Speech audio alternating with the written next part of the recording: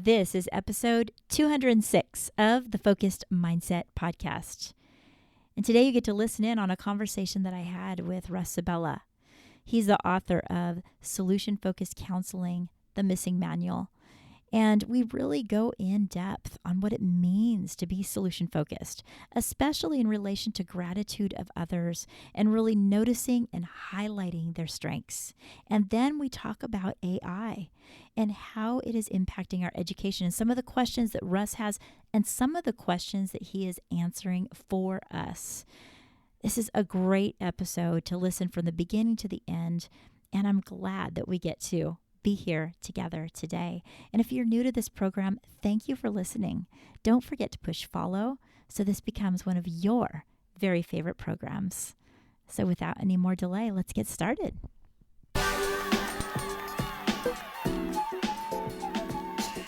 This is the podcast where we build strong connections and have great conversations using the solution-focused approach. I'm Cher Kretz. I'm a school counselor, a TEDx speaker, and a solution-focused specialist. For far too long, I approached my life thinking that I needed to have all the answers. I now realize that giving hope is far more important than giving advice. And you know what? We can adjust our mindset so we can be free to focus on a brighter tomorrow and to have empowering conversations. Learn more about our products and services at SherKretz.com or hop over to Amazon to get 30 Days to Higher Hopes. Hello, welcome to the podcast. Today I have a really cool guest. I have Russ Sabella. He is an author. He's a school counselor. He is a college professor, and we have been trying to get together for so long. Welcome, Russ. Thank you for being here. Oh, thank you. No, it's been too long. We finally did it. We got our schedules to coordinate. I know. And that's partly because we are on the opposite sides of the United States. So we'll give ourselves a little bit of leeway with that, right? Although, truth be told, that's probably not why we did it. Well, I'm glad to be here with you today. I really enjoy your podcast. The whole solution focus is a really big deal for me. Hey, it's our jam. The thing is for me, I discovered solution focused at a random workshop I was at. And then I started just inundating myself before I got professionally trained, just with everything I could find out there. I was just like drowning myself. That's the way it happened with me, because I was like, hey, I've been a counselor a while and I know that this works. And since then I got trained and now have, a little bit more of a professional hat on about it. But how did you originally get into solution focused? Yeah, actually, I think you and I have some things in common with that. I started in the late 80s, early 90s. And it really was started with one book. It was called In Search of Solutions. Michelle Weiner Davis and Bill O'Hanlon wrote that. And I remember reading it and just being blown away. At that point, I was a real problem solver. I was into behavior modification. I was a school counselor at the time. And I was also working on my doctorate at the University of Florida. And then I kind of put it away for a little bit just because I was so busy trying to finish school. And so I had started a family. But my first professor job was at the University of Louisville in Kentucky. And that's where I met a friend and colleague, Jerry Scalaire. And Scalaire was in the same place that I was. He was interested in solution focused. At the time, it was well established in marriage and family, couples counseling, mental health, substance abuse, but not really in school counseling. And so Jerry and I spent about 4 years every Friday through a grant really going out to schools and answering two questions. One, does this work with kids? And two, does it work in a school system? School systems are kind of, unique places. They certainly are. So, yeah. We were able to do that. We collected a lot of evidence. We did a lot of tweaking. And the answer to those two questions were yes and yes. And so I was sold. At that point, I fell in love with the model. It really fit my personality of strength-based kinds of helping and empowering others to do more and to go beyond what they even thought they could do, even like things like post-traumatic growth. But like you, then I started kind of branching out. How does this work with parents and consulting with teachers? And I was interested in leadership and organizational development. In fact, I somehow got elected as the president of the American School Counselor Association, and I was real. So I read all I could on leadership, and at the time, I was really amazed to find out that all of the successful leadership books and manuals and inspirational pieces were very solution focused. Right? Yeah. Yeah. And so, we did some of that stuff at the organization, and the staff were there was already solution focused, and it worked. And then I was able to replicate it at the Florida School Counselor Association. I was president of that group for a while. And then we started looking at, well, how do we integrate play and creative expressionistic solution focus? And then how does this approach really interface with other approaches like cognitive behavior and choice theory? And so for the last 3 decades, that's what I've been doing. I've just been kind of continually asking what the next question is. How can we develop this with a new population or a new age group or a new, whatever. And what I'm finding too is that whether you're looking at it as a parent or a special ed teacher or a mental health counselor or simply anyone who wants to be more effective and efficient at empowering others to do better. Yeah. I love this model. And personally, I think it's how I run my career, it's how I run everything I do, and it works. Yeah, and I think that's the key that it works. I mean, it's really funny because people can nitpick all these little things, and to me, I say, "Try out just the simplest of practices and come back, and then we can have the conversation." Because chances are you're gonna find it works, and then all of a sudden you're gonna be like, "Wait a minute, I need to take a second look at this." Yeah. Well, Cher, I have two thoughts about that. One is I was a skeptic at first as well. How could this work? I mean, for so long I've been focused on problems. I needed to find out what the problem was and then truly understand. I had to look at root causes of problems and issues, and then and only then could I start looking at developing goals. And so to not do that is a bit of a mind shift for a lot of people, and it Yeah. did take me a little while to do that, and sometimes it takes people a long time, and so you do have to have faith that you can help people start a new tomorrow without ever really quite understanding in depth what went wrong. In other words, start doing more of what's right, and you don't ever really have to understand what went wrong, and that's Yeah. a big part of the model, and so that it takes practice. It takes practice because I think that some people automatically write it off because it feels so uncomfortable to figure out how to not unpack the problem completely. And how are you going to I had a colleague come up to me and said, "I just can't do that because I want to let them talk about the problem if that's what they need to do." And I th I mean, answering back in that moment was not something that was gonna work out, but later I was thinking about it and I'm like, the response that I have to that is you can honor where somebody is at without completely unpacking the entire thing. Have you Yeah, found that? so absolutely. A couple things here. Maybe your listeners, some of your listeners may not be familiar with the solution focused approach, but what we're talking about here is kind of flipping the script. If someone's just kind of off track and having problems and issues, or if they're socially and emotionally not in a good place, whether it's depression or anxiety, we tend to focus on it. Even if they're 80% of their day is not going well, we typically tend to want to explain and blame and then reframe, and that takes a lot of time and energy. And here's what we found out: it's not absolutely necessary either. And so this is an approach that says, let's focus on the 20%. Let's focus on your best days. And what is it that you're doing and telling yourself during those times that if you were to do more, you'd be in a better place. And so we're looking at exploring progress already made, people's history. And, we mentioned the word history, and people usually go straight to something negative. If I say to you, hey, this person has a history, you think, oh, what have they done? But a lot of good strengths and amazing achievements in people's history. And so this is a model that says, let's look into your history, but we're going to be real particular and look at your strengths and resources and opportunities. And then we're going to build on that. And the other side of it is hypotheticals. And so let's suppose that your problems were resolved. What would you be doing better? And then flipping the script there. Do a little piece of that now. Don't wait. And then things will get better. And so that's kind of the gist of it. And I think whether it's personal or professional, one of the things that I think people work hard at doing to practice this model is overcome some of those misbeliefs. They're myths. One you mentioned just really kind of mentioned one of the myths, which is we ignore problems, and that's not true. You can't ignore problems. And I always tell my students, and I tell counselors, you got to listen to problems.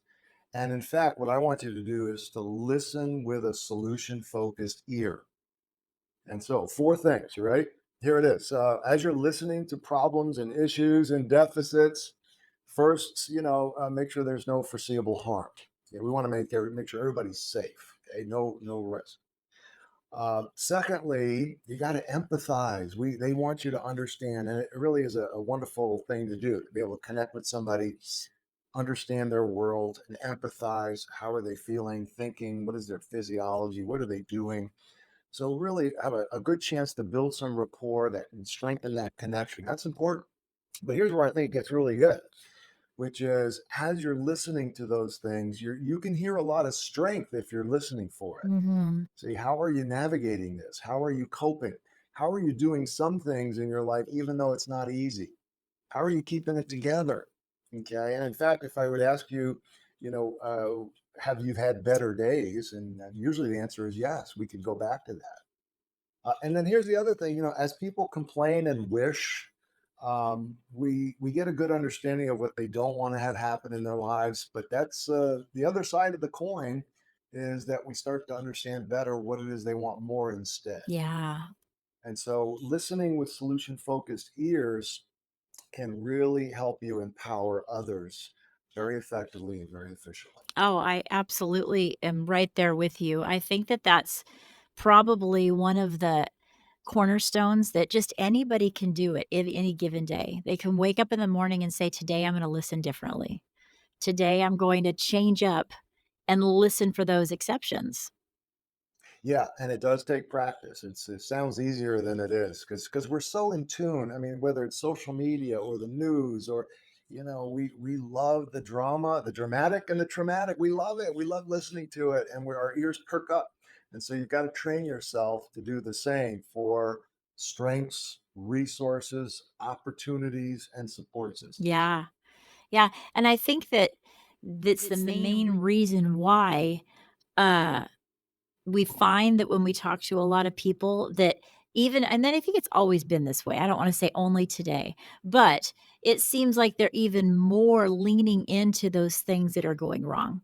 And it seems like even on a higher level, like they're blaming social media and blaming all of these outside things, and this is why this has happened to me.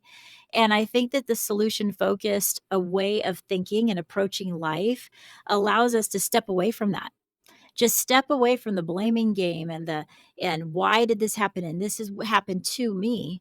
And then kind of what you're talking about is then you're reapproaching the same exact situation with a different set of lenses on, with different a whole different outlook. I think that is the outcome of us choosing to listen differently, is that we Yeah. begin to see our life differently, you know? Yeah.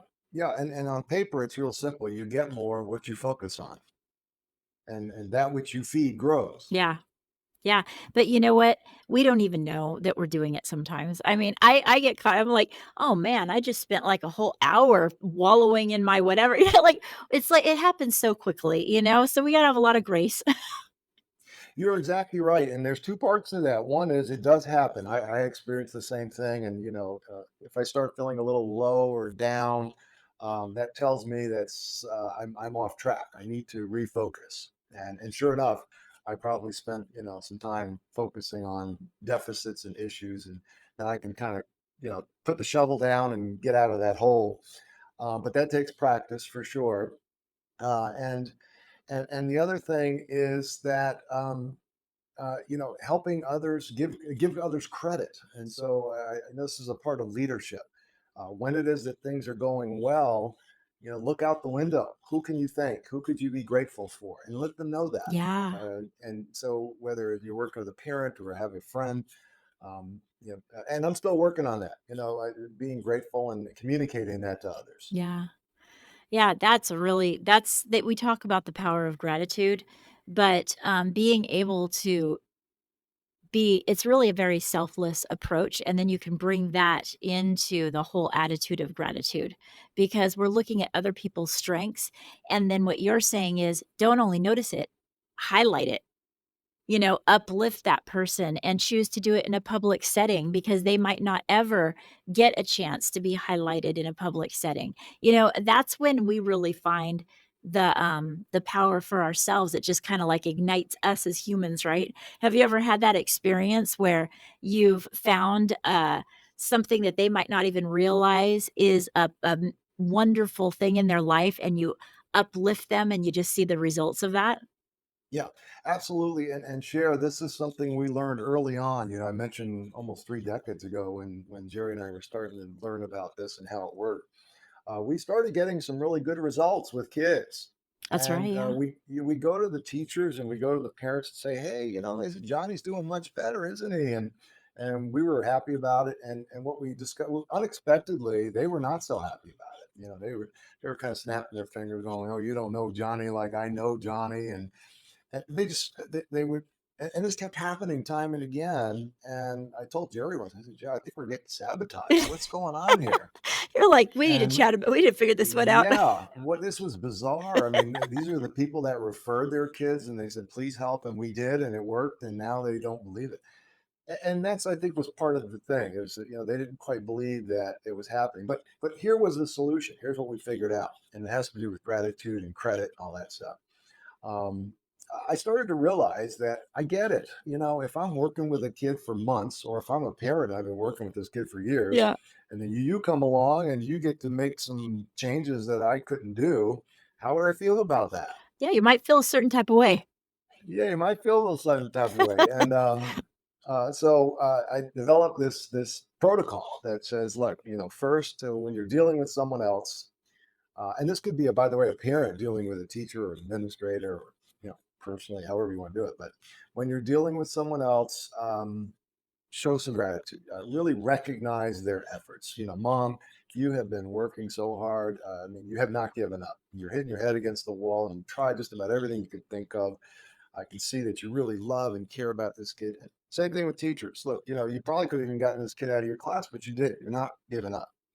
And so we really try to recognize all of their efforts. And then I actually downplay my efforts. I say, I don't know if there's anything I can do that you haven't done already. And then I emphasize the teamwork. See, if we can do something together, maybe something will give. Right. And then I put out a bolo. Be on the lookout. Oh, I So love that. yeah, at home, be my eyes and ears. Teachers in the classroom, be my eyes and ears.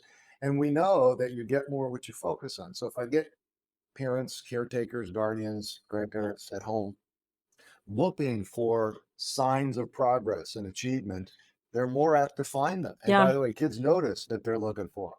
Same thing with teachers in the classroom. And so now they're part of it, and they are an important part of it. Yeah. And when we just start to see progress, then it's everybody gets to explain that. So, mom, dad at home, yeah, Johnny's making progress. So, what have you done that would help explain this kid's progress? Mhm. Teacher, same thing. What have you done in your classroom that would help explain that this is working out? And then I go to the kid, what have you done? And so that gratitude, that complimentary piece, that including them, giving them credit, and also giving them that role and responsibility as part of this process. It's an important one. You can't really do the work without them. Yeah, and I also think much, much earlier, you hit on something really quickly is the fact that it starts with you fully believing that they can. You know, I think they can sense that. We never underestimate the power of the energy that we're putting forward in that conversation. And I think using a solution focused lens helps us put forward the type of energy where I believe in you. And I know this can happen. And then we can roll from there to say, now I just want to highlight them and highlight them as they move forward. Absolutely, yeah, and that's the issue. It takes a while as you're practicing because seeing is believing, and sometimes you have to watch the approach in action and then look at the actual results to start saying, "Hey, you know what? There's something here." Yeah, but I love the way that you uh stepped away and said, "Something just isn't quite right," and didn't just start keep plugging away at highlighting, "Hey, isn't everything going well with us?" And you were able to actually pinpoint what has ended up being a very important part of the solution-focused working in schools. Because I think that the way that you just approached that and then saying, "Hey, be on the lookout for things that are going well," that's why it works for every entity, because a school is unique. It's not you're not just doing therapy with one person or one person that has a substance abuse issue and now you're helping them, through the solution focused approach. They're dealing with the noon duty person, they're dealing with the person that walks them out to the car, along with the parent, along with the psychologist, and sometimes they have a speech therapist thrown in there. And everybody has a role that is important to play. So I think that the way you just highlighted that is the way that everyone can be honored and use the approach. Yeah. And I have to also add, Cher, too, that, professionally, it's a lot easier than personally. I can more easily help your kid than work with my own. Um, because the paradox, I think, is that the more passionate you get and the more vested interest you have, the greater the pressure to do what's right and help. And what I find is that it's just a lot easier to revert back to what I used to know. Let's focus on problems here and let's understand this and what's going on and how could this be.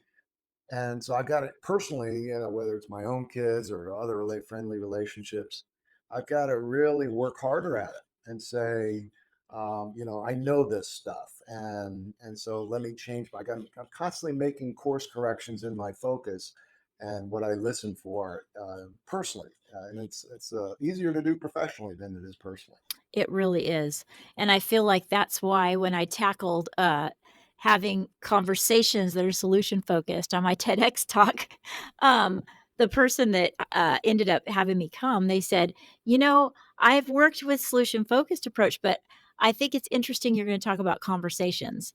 And that has been a much bigger battle than I originally had thought, because I had to practice it a long time and I still have to practice it all the time, but I honestly believe that we can bring aspects of the solution focused approach into our conversations.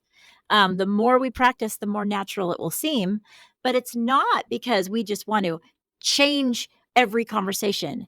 It's it's what you mentioned. It's listening different and then answering back different, right? Exactly, exactly. Probably one of the best analogies I have. I grew up in the martial arts, and so I took a lot of judo and jujitsu, and I did that for a number of years. And at first, you train and you train, and but if there was ever a real fight or something, you're probably going to go back to street fighting and not really doing what. But there does come a point where you've gotten so many hours into it that you can start to automate some of your training. And I'm not sure when exactly that is, but I know it takes time.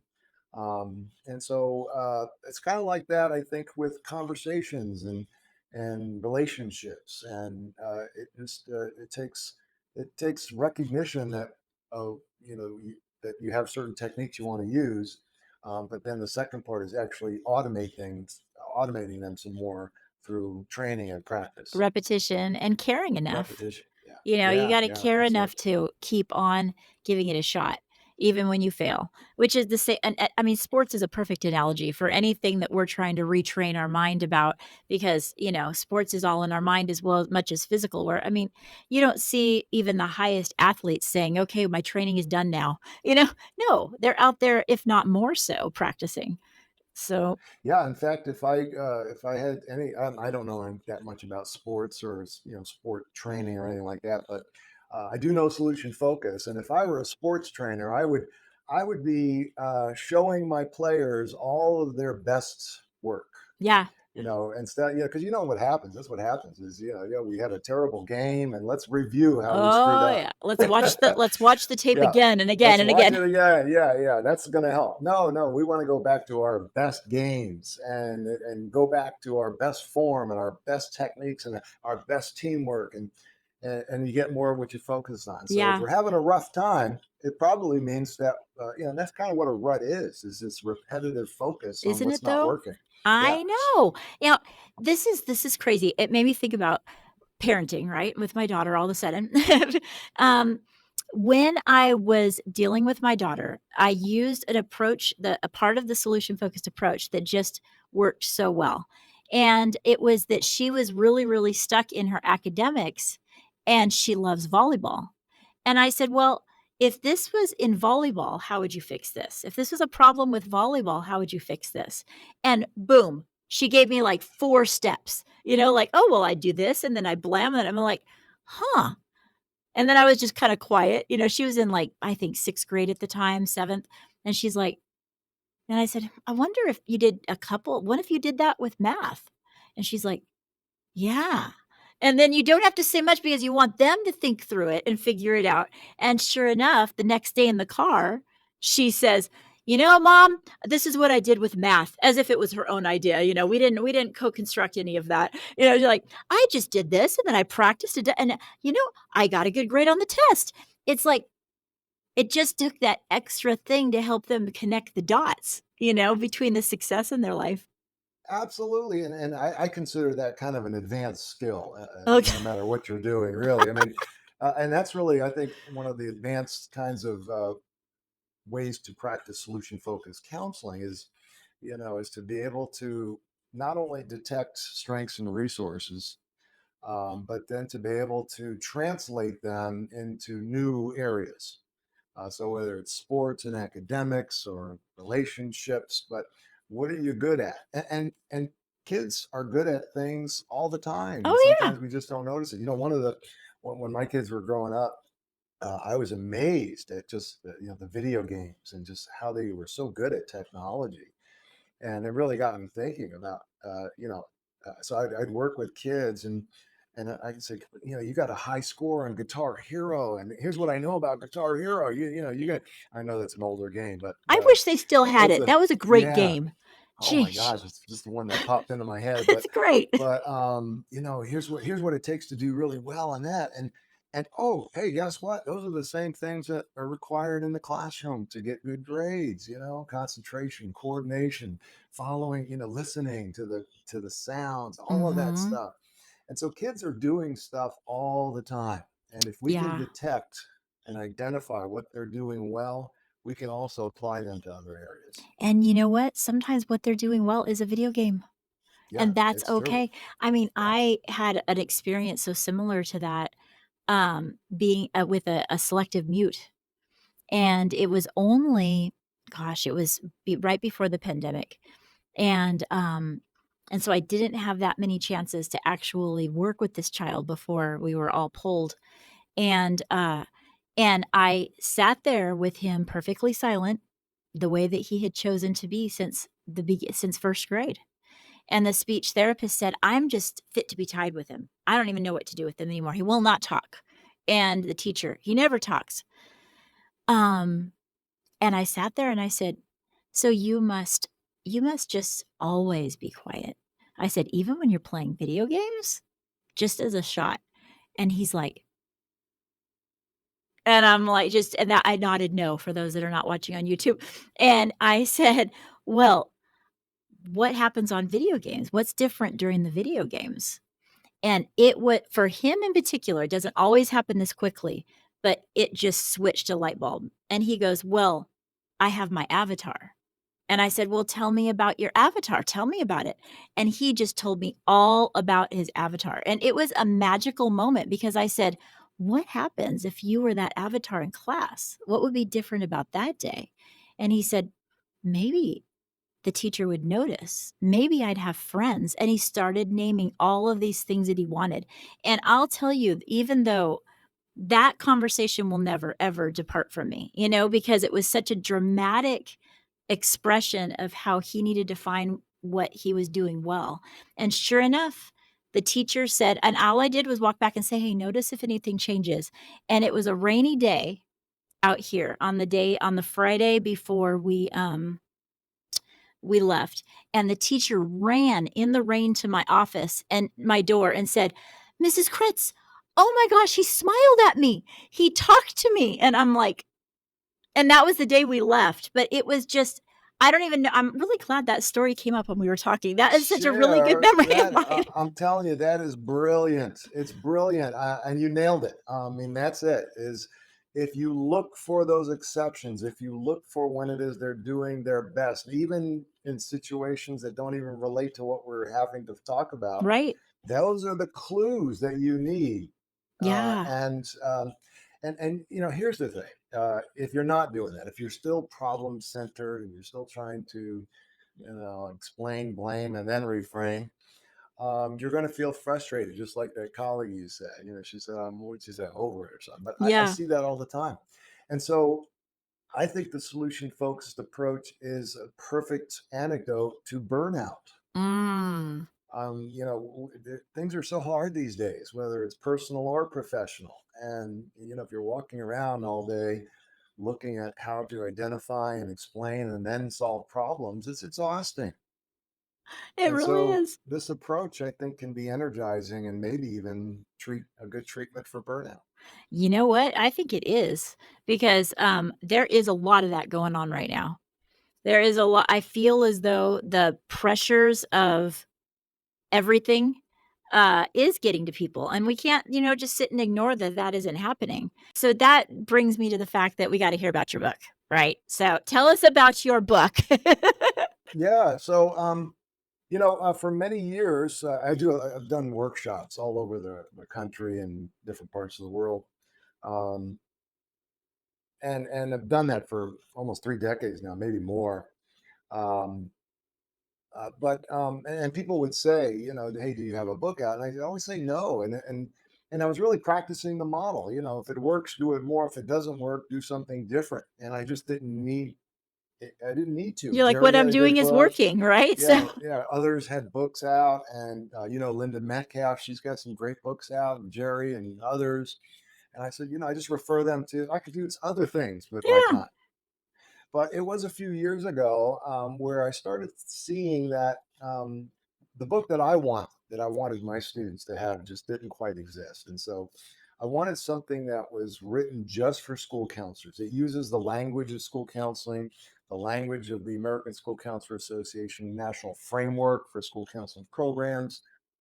Um, and then I wanted something that was really, really practical. So I took a lot of the transcripts from my own work, things that we had learned over the years, in addition to the research base.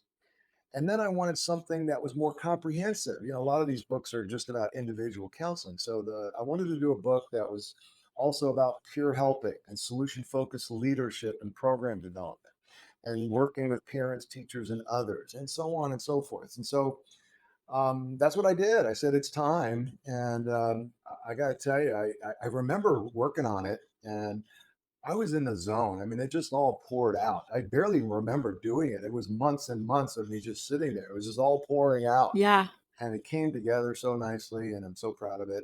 But it's what is it called? Solution The focused school counseling: the missing the manual. missing manual. Dun, dun, Yeah, dun. yeah, yeah. It's doing real well. I've had actually entire states order the book for every school counselor in their state. Yeah, I think that it's actually one that valuable. I remember one of the first, groups that I was in as far as a solution focus group was jumping into your Facebook group as well, and you're just always more than generous to put out little things that kept my mind solution focused, especially when I was just beginning practicing.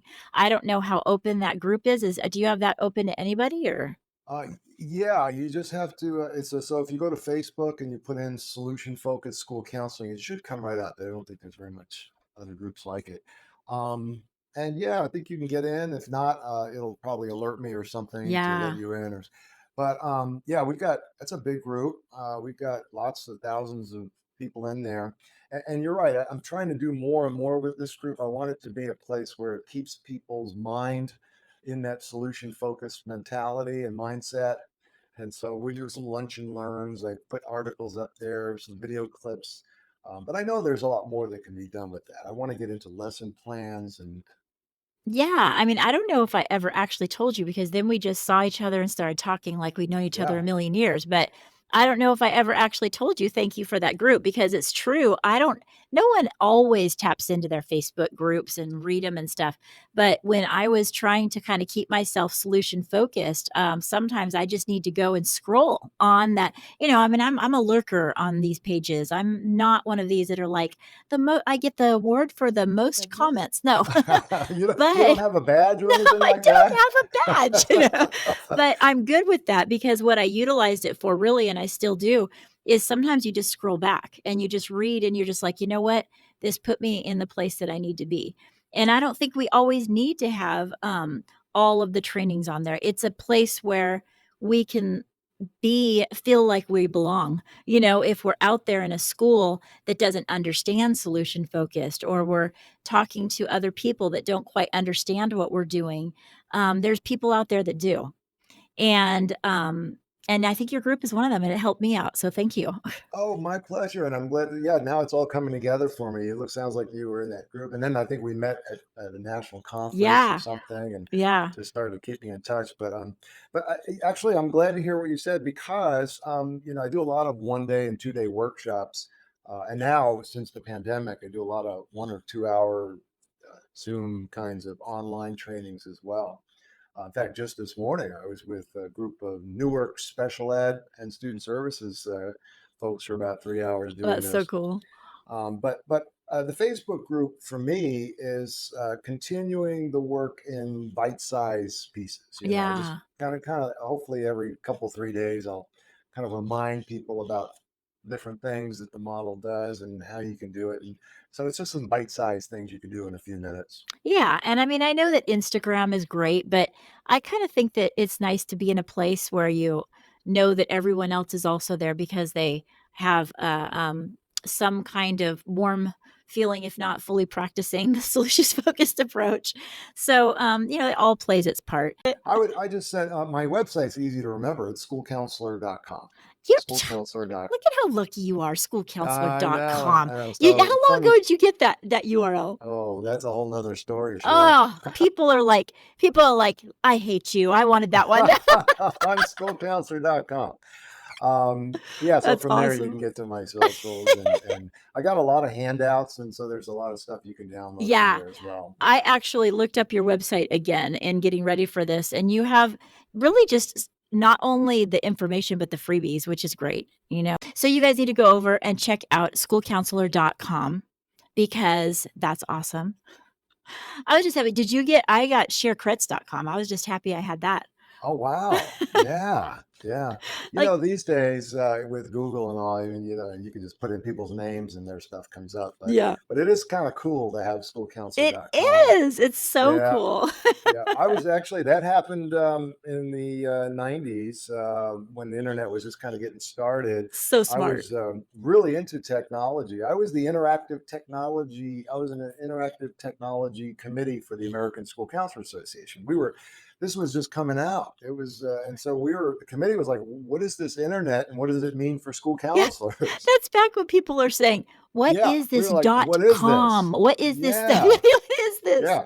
And back then, so the committee was charged with coming up with a website, and I was actually I was one of the first website designers for ASCA. That is so Um, cool. yeah, and so we had to come up with a name, and we were going to come up with, so schoolcounselor.org is ASCA's. Yeah.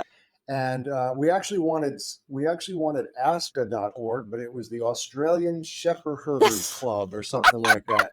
And I think it still is. Hey, I'm So glad you didn't, because yes, that would have been too yeah, random. It needs to be we didn't, straightforward. yeah. So we went with schoolcounselor.org. And at the time, it was very clear. If you're an organization, you're an org. That's If true. you're in education, you're EDU, military, MIL. And if you're a company, you're COM. Yeah. And so I was just getting started on my being a consultant and kind of doing my side hustle. And I thought, why not? I'll just, and who else would want this? So, so Schoolcounselor.com, smart. And I said, I'll just register it. And I was like, okay. And that's how it started.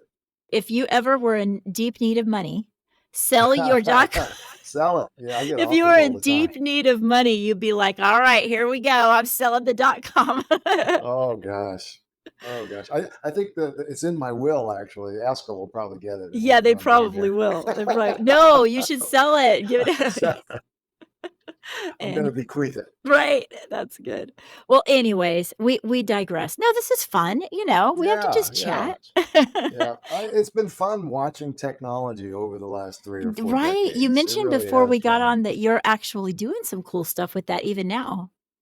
Well, for years, actually, even before Solution Focus, that was my heavy focus. It was helping counselors with technology, and it was becoming more productive and efficient, and I'm still doing a lot of that. So part one of my if you go to schoolcounselor.com/tech tips, you'll get a lot of my work in that area. And of course, now I'm really heavy into artificial intelligence. What Give is us a this? sneak So, preview. What have you been doing? well, my gosh, I'm getting some flashbacks. When the internet was first coming out, I thought, oh my God, this is kind of onerous. What does this mean for the profession? At the time, it was just information driven. It wasn't interactive. There was no social, no nothing. But you could tell it was just something that we knew it was going to be a game changer. Yeah, And I got to tell you, looking at AI now and looking at internet back then, there is no it's comparison. unbelievable, right? This is definitely going to be a game changer. So I'm Yeah. both very, very excited and also very nervous. I Well, think most people just have not played with it. They don't understand exactly what we're talking about. So this is a new area for me, moving into AI, and I have some of the same questions I had when the internet came out back in the '90s. How's this going to work? How can it make counselors more effective and efficient and enjoy their jobs more? Ultimately, how can it help us to help kids? How will this be something we can use as a tool to impact kids? But I'm also very interested in some things that that school counselors are very passionate about, but all educators are passionate about, and that is what do we need to do for kids to prepare them for an AI world? yes, And whether it's prompt engineering or writing their own LLMs or that's the bigger talk. or understanding the ethics, whether it comes plagiarism or that kind of stuff. So it's all happening so fast. I know I feel the pressure of it every day just to kind of get myself caught up and up to speed on all this. Yeah. But I'm slowly moving into that. In fact, I don't know if I'll see you at the National ASCA conference Yes, this we'll year. find each other. Okay, yeah, I'm going to present on AI in school counseling, Okay. and I've I got a hope bunch it's of not on Saturday afternoon. Whatever time I wanna go to it, so mine's on yeah, Saturday afternoon. yeah, and I've got some other state school counselor associations I'm going to go to, and so this is kind of a new talk that I'm giving, really helping counselors become more aware and giving them the tools to start engaging for themselves and for kids. I think it's really important because, what we don't wanna do is shy away from what's happening in the future, because that is the world that our students are walking into, and I think that's our natural reaction, and maybe us as solution-focused practitioners have already tried to reject that type of thought process in our life, but I agree with you. As much as it's uncomfortable, we need to be able to help our kids thrive in that world and then be there for them through it, you know? Well, and it's going to be bigger than that. It's going to be bigger than AI. And it's already happening. When AI merges with robotics Yeah. and virtual and augmented reality, Mhm. it's all going to come together to really. I mean, we're really going to have to help kids work with co-intelligences. That's sort of kind of what we're calling it now. Is kind of having your own personal colleague or tutor on board at all So times interesting. for how it is you live life and achieve. And so, how do you do that? And that could take in many forms. It could be virtual, it could be robotic, it could be all kinds of hologram, all kinds of things. And it's all happening here, I think, in this next decade. Oh, I agree. Yeah, it's gonna be interesting to watch. Yeah, it really is. The potential is incredible. In fact, I'm kind of smiling and grinning here because you're reminding me. Not too long ago, I spent an entire morning. I didn't mean to do it, but I kind of went down the rabbit hole. I was teaching Chat GPT about solution focus. In fact, at one point, I gave it a whole bunch of example solution focused messages, That's awesome. and then asked it to write one for a certain student. And it did a really good It job. In really fact, I think does. you may have seen it. I posted it in the It's Facebook. asking the right questions. It is, yeah. And and by the way, that's so I got three Facebook groups. My Okay. second one is on AI and school counseling. So if Okay. you search for that one, you can join that I'm group. not And in that one. What the heck? yeah, we're exploring school counseling and So what's the AI. name of it then? I don't have it in front of me. It's I think if you All right, we'll yeah if just you look you up and if then, you Google it, yeah, school counseling and AI. okay. Look on Facebook. They're searching on. All right. I'm gonna find those and hopefully the listeners will as well. I really, really appreciate the time that you've given out of your busy day. We could probably just move into so many different areas of solution focus. Maybe in 6 months, a year, I'll have to have you back and we'll discover what's going on in our world at that time. Those of you that are going to be joining us at the convention, come find us at ASCA and we'll both be there doing our thing. Yeah, That's where yeah. we meet so many people in person is at It's those true. It's amazing. I just always excited about the ASCA conference. So that one is schoolcounselor.org. No, let's not get confused. I'm schoolcounselor.com. They're schoolcounselor.org. Yeah, I think But we've if you, made that yeah, abundantly clear on this yeah, podcast. if you go We, to their website, yeah. if we've done nothing else, we've learned the difference between those two. Yeah, hey, by the way, I owe them, I get a lot of traffic and they're only there for a For minute. And real. I can tell they're trying to get to the ASCA website. But, You're like, here I yeah, am. yeah, like, look at all these hits I get. And then you look at it. Oh yeah, most of them only been there a minute. That is so Um, funny. It's so but, true though. their information about the conference is on their website. Yep, yep. And you know what? If they're already counselors, which I know you're out there right now listening and you're trying to decide if you're going to go. It's an experience you need to experience. You need to be there with the people that are making things happen. I ran into a counselor the other day and she's all, no, I've never gone, but I've been thinking about it. If you're thinking about it, stop thinking, book your trip. You will not regret it. Yeah, absolutely. All right. So enough plugging. It's time for us to say goodbye. We will. Yes. Hey, Cher, thank you so much. I've had so much fun. This has Boy, been a this is blast. really fun. And, just the content and just having fun talking to you. And I'm just really delighted that we had this time. Thank you. Bye, Cher. Thank you for listening to the Focused Mindset Podcast. And right now, you can hop over to Amazon and pick up your copy of 30 Days to Higher Hopes. But if you want to do something for yourself that's absolutely free, then take my 3-day Lead with Hope challenge. This is the way that leaders all over the place are learning to focus on hope and learning how the power of hope can move people to lasting change. And that mini course is available to you for free at cherkretz.com. And I want to give you permission right now to share this episode with somebody who wants to hear about the power of solution-focused conversations. You can share this right now on your Facebook page or wherever, and it helps the message of having solution-focused conversations move to more people and more listeners just like you. So it's time for us to get going. And until next time, live solution-focused.